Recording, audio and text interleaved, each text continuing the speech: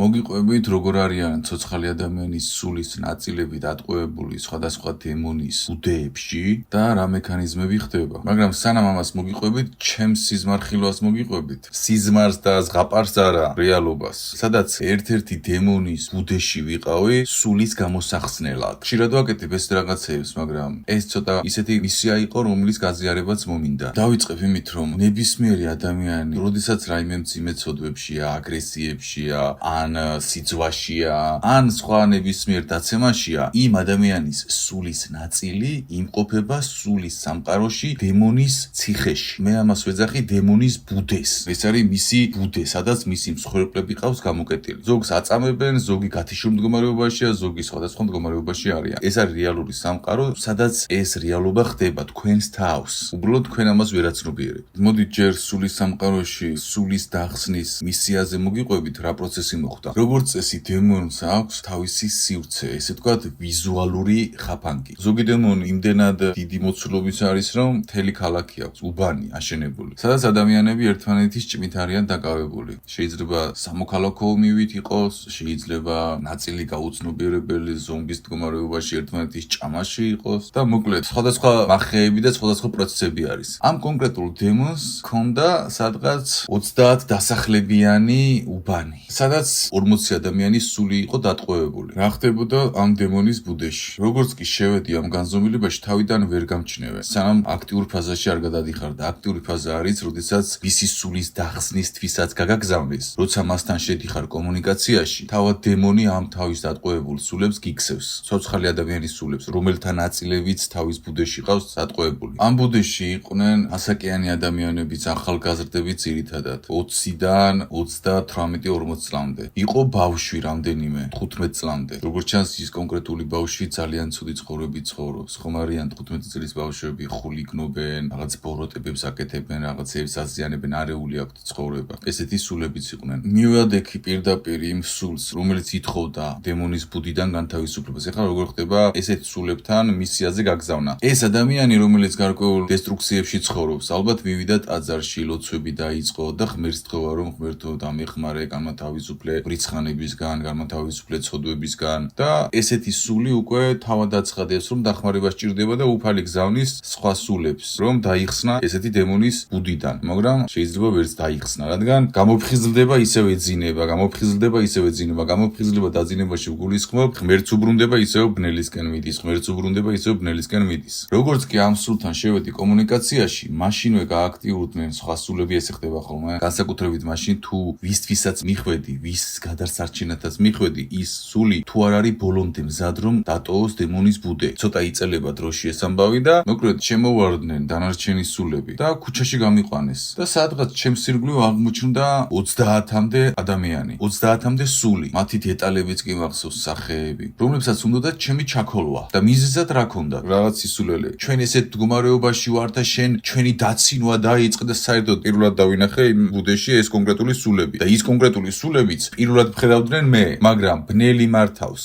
და მიზეზს ეძებდნენ, რომ ჩავეკოლე, იმიტომ რომ ის სულები არიან ნახევრად გათიშულები და ბნელს სჭირდება რაღაც იდეები მიაწოდოს, რომ მიზეზი მიცეს, რომ რამე ბოროტება გააკეთებინოს. ისე ვერ ეუბნება, რომ მიდი პირდაპირ გააკეთე, იმიტომ რომ ის გამოფხიზდა, რა პირდაპირ გავაკეთო. მიზეზი არ მომეცეს, მიზეზის გარეშე ვქოლავ რაღაცა მჭირს და სული გაიღვიძებს ამ დროს. ამიტომ ის კონკრეტული ტყვის სულებიც კი ილუზიაში ყავს. და რა თქმა უნდა, მე დავიწყე მათ მიმართ მოყვასით საუბარი, ღმერთისენით საუბარი. ის კი არა, მინ გითხრა ეს და არა. მეთქი, როგორ გეკადრებათ, მე თქვენ ამას როგორ გეტყოდით. მეთქი, ჩემო მეგობარო, ჩემო ძმაო, ჩემო ის და დამშვიდნენ და გაჩერდნენ. საკვარისი იყო ერთი წარბის აწევა ჩემგან, რომ ჩაქოლვაზე გადმოსულიყვნენ. გამოვეცალე ნენელა და ისევ დაუბრუნდი იმ სულს, ვისი დახსნისთვისაც მივედი. და სანამ მის ოთახში შევიდოდი, ბავშვი გამოვარდა და დამჭრა. პატარა მოკლე მაგრატლები რომ არის. და გაიქცა ეს ბავშვი.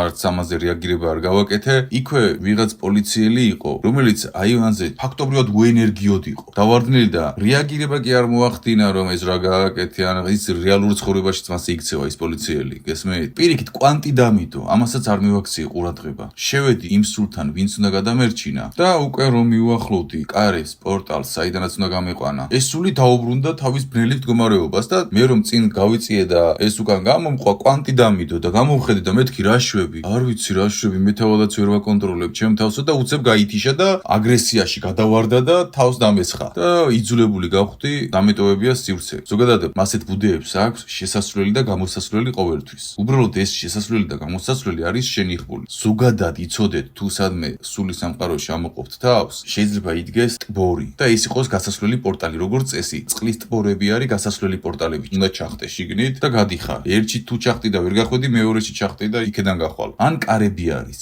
კარებს აღებ განზრახვით და გამოდიხარ. მოკლედ მომიწია ამ ტერიტორიის დატოვება. ვერ გამოვიყვანე ის სული, რადგან ეხლა ნახეთ რატომ ვერ გამოვიყვანე. ის სული ნახევრად გამოგვიძებული რომ იყო და თითქმის რომ გამომყვა. ილოცებოდა ღმერთთან ეს ყველაფერი გააკეთა და ღმერთმა დაინახა მისი ლოცვები. გამგზავნა მე, გაგზავნა სხვა და ესე გზავნიან სულებს. წმინდანებსაც გზავნიან, მიწიერ სულებსაც გზავნიან დასახსნელად. მაგრამ ნახეთ იმ სულმა დაილოცა ღმერთს თხოვა ღმერთო მრისხანება მომიტევეს, გააჩერა ლოცვა მეორე დღეს აღარ დაილოცა და ისევ მრისხანებაში ჩავარდა და ისევ იმ ბნელის ტყვეობაში შევიდა და ეს სულები იცით როგორ იყვნენ? გაუცნობიერებელ აგრესიაში იყვნენ. ფაქტობრივად ვერაცნობიერებდნენ, სად იყვნენ, რას აკეთებდნენ, გარკვეული რეალობა ჰქონდათ დაჯერებული, როგორც აი სიზმარში რომ გჯერა რაღაც ხდება და გონია ეს არის რეალობა. აი ესეთ მდგომარეობაში იყვნენ. ოღონდ ესენი იყვნენ აგრესიულ მდგომარეობაში. ნახეთ, ის ადამიანი, რომლისთვისაც გამგზავნა უფალმა ის სული, ისევ შებრუნდა ბნელში, რადგან როგორც ჩანს რეალურ ცხოვრებაში კვლავ გააგრძელა ის აგრესიები და ლოცვები შეაჩერა და ბნელმა კვლავ ესე თქვა ზომბის მდგომარეობაში შეაბრუნა და ვერ დავიხსენი, მომიწია წამოსულიყავი. ეხლა ესეთი დატყვევებული სულები დემონის ბუდეში რეალურ ცხოვრებაში როგორ ვლინდებიან? ესეთი ადამიანი დღის განმავლობაში ვიღაცას უბრალოდ ნაგავ სიტყვას ეტყვის უმიზეზოდ, ნეგატივს ესვრის, ვიღაცას აუშარდება არაფრის გამო. ზუსტად იგივეს აკეთებენ, რასაც დემონის ბუდეში ქმედებენ. გესმით? ეს ის ადამიანები არიან, რომლებიც უმიზეზოდ გესხმიან თავს. ან უმიზეზოდ ნაძირლურ კომენტარს დაგიწერს, უმიზეზოდ რაღაც ბოროტს გეტყვის, უმიზეზოდ ბოროტებას გაგიკეთებს, უმიზეზოდ რაღაცას აკეთებს. გესმით? ანუ ფუნდამენტური მიზეზი არ აქვს. აი თუნდაც არ არსებობს ვიღაცამ დაწეროს რაღაც კომენტარი ჩემთან და ვეკითხები ხოლმე, რატო ფიქრობ ესე? როგორც წესი 98% არ პასუხობს. არ აქვს პასუხი. ვიცი, საიდან მოდის მისი მდგომარეობა, მაინც ვეკითხები რომ თავად დასვას თავის თავში კითხვა. ერთი ჯგუფია ეზოთერიის და სხვადასხვა უკვე მომრავლ და ძალიან ბევრი ადამიანი გამთლიანებას ურჩევს, გამთლიანების ლოცვები იკითხე, დაგეხმარება მე, მაგრამ დამეხმარა ძალიან ბევრი მთაგავს და სასიამოვნოა ეს. და ერთ-ერთმა დაწერა გამთლიანების ლოცვები დაგეხმარებაო. და ვიღაც კომენტარში უწერს არაშავი მაგი. თქვენო ქრისტიანი ხართო? ამ ბიჭმა კიო, რატომ ეკითხებიო? გამიკვირდაო გამთლიანება რომ დათაგეთო. აი, ჩავეკითხე, რატომ ფიქრობ ესე თქო? არ გამოვიდა ხაზზე, არ მიპასუხა. რატომ? აი, რატომ არ მიპასუხა, რატო ფიქრობს ესე? საიდან დაასკვნა რომ არაქრისტიანია გამთლიანება? არ საიდან. ეს სულები ზუსტად ისეთი სულები არიან, რომლებიც აი ესეთი დემონის ხაფანგებში არიან და უბრალოდ ნაგავს ისვრის. გესმით? უბრალოდ შარზეა, უბრალოდ ბოროტებებს აკეთებს, უმიზეზოდ აუხსნელად, ყოველგვარი დასაბუთების გარეშე. ესეთი ადამიანი მოვა, ქუჩაში რაღაცას გაგიკეთებს, მეზობელია, რაღაც ცუდს გააკეთებს შენთან და გეშარება და აი გითესავს ბოროტს. და ამ ადამიანის მიმართ კი არ უნდა იყო გაბრაზებული. ამ ადამიანებს უნდა უთანაგრძნოთ და დალოცოთ. ლოცვა გაუგზავნე, იმ ადამიანს დახმარება სჭირდება. ის ადამიანი არის დემონის ბუდეში, გეუბნებით რეალურად. ზუსტად იმ სიზმარხილვის მისიის ამბავია, რაც აგიხსენეთ. იმ მდგომარეობაში არიან, უბრალოდ ვერაცნობიერებენ. სული სამყაროში ზუსტად ამ მდგომარეობაში არიან. შარზე არიან, მიზეზ გარეშეც რომ გეცეს ამ მდგომარეობაში არიან. მძიმე მდგომარეობაში არიან, გესმით? მძიმე. ამიტომ უნდა დალოცო ქრისტემ, ამიტომ გითხრა რომ დალოცე შენი მტრებიო, ქრისტე რაღაცა ფანატიზმით კი არ გითხრა ეს. ქრისტემ იმიტომ გითხრა დალოცე შენი მტერიო, რომ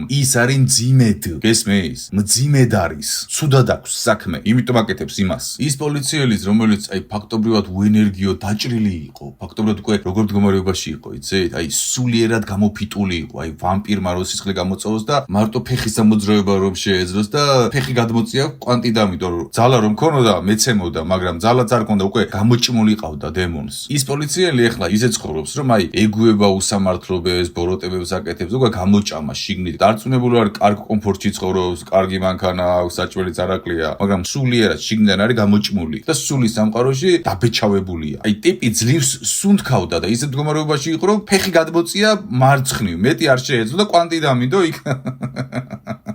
უფალო მომიტოვე სასაცილო არ არის, მაგრამ აი რატო უნდა დაეცი ამ მდგომარეობამდე, რომ ასე აი გამოგჭამოს დემონმა. ან ისე გამოგჭამოს დემონმა და ისე დემონის ბუდეში ამოყო თავი, რომ უმიზეზოდ ესხმოდი ადამიანებს თავს. და იყო აი უბრალოდ საკვები. ღვთისშვილი კი არა, საკვები. და ვისი საკვები? დემონის? ამ არარაობის საკვები? ღმერთის შვილი ამ არარაობის საკვები? ამ არაფრის საკვები? ამ სიცარიელის, ძალის არ მქონის, ამ რაღაცის საკვები?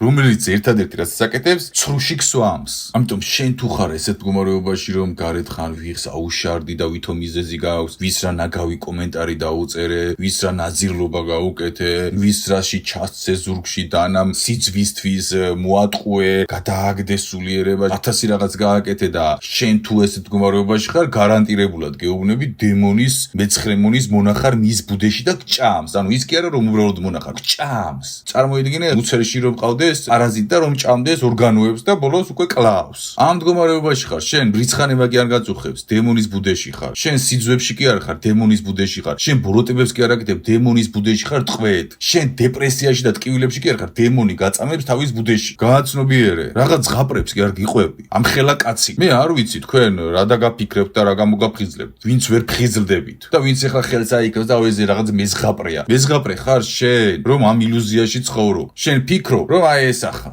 მეტი არაფერი. თან მორწმუნე ხარ. აი შენ ფიქრობ, რომ არ ვიცი კიდე რას ფიქრობ. შენ თავადაც არ იცი რას ფიქრობ, ამაშია შენი პრობლემა. აქედან თავი როგორ უნდა დაიწყო? ლოცვები. მუქთან კვეთის ლოცვები შემოდი გამთვლიანებაში იკითხე, სხვა ლოცვები იკითხე, გამოგიყვანს მყისიერად. ეს დაგეხმარება რომ განთავისუფლდე. აი ამიტომაც არის, რომ მაგალითად ადამიანი ლოცვებს რომ იწყებს, მყისიერად ეხსნება ბევრი დამოკიდებულება, ნეგატივები, ეს ყველაფერი რატო? იმიტომ რომ იმ ნეგატივების, იმ დამოკიდებულებების, იმ რისხანების, იმის უკან დგას. ან ვინმე დემონის ბუნაგშია გამოკეტილი, შენ რომ დეპრესია გაქვს გონია, შენი სული იქ არის გამოკეტილი დემონის ბუნაგში და დემონი გაწამებს იქ და აქ დეპრესიას განიცდი, ენერგიაც აღარ გაქვს, არავე ჭამს.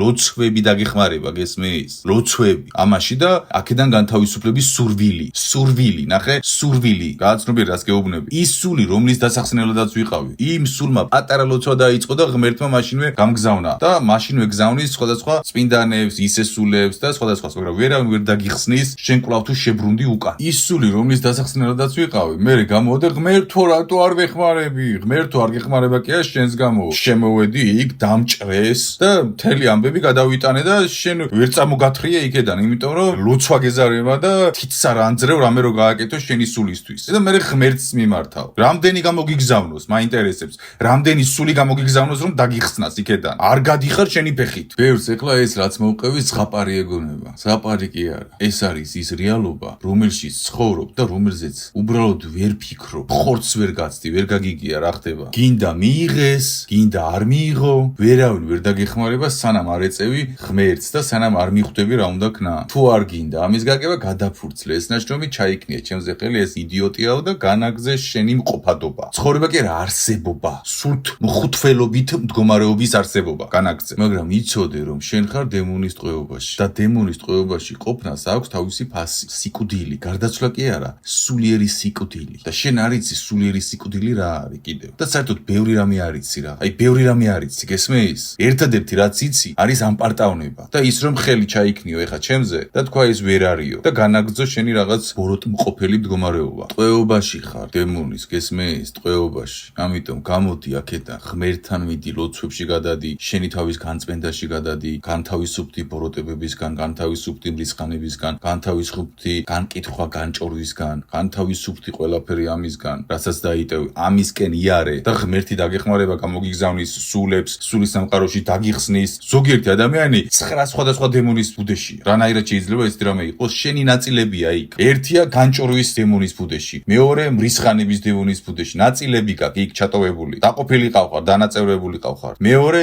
მრუშობაში, მესამე 1000 რაღაცაში, რაცოდვებშიც ხარ, ბოროტებაში და ყველა გჭამს. და მე გამოდიხარ ძვირადღირებულ ავტომობილზე ზიხარ და მაგარი გონია შენი თავი. და რომ იძინებ, დეპრესია გაწუხებს და ინტერნეტში და ისე კარგად ხარ. გესმის რა გჭირს? გამოფხიზდი ამ სიმართლიდან გამოდი. ღმერთთან მიდი და გადარჩი. მეტი რა გითხრა? გადარჩი. გადასარჩენი ხარ, გადარჩი. გამოდი აქედან. როგორია არ იცი შენ კარგად ყოფნა, გესმის? შენ კარგად ყოფნა გგონია ნეხში ყოფნა. მეტი რა გითხრა? რა ენაზე აგიხსნა? გამოდი აქედან. ღმერთთან მიდი, ლოცვები დაიწყე.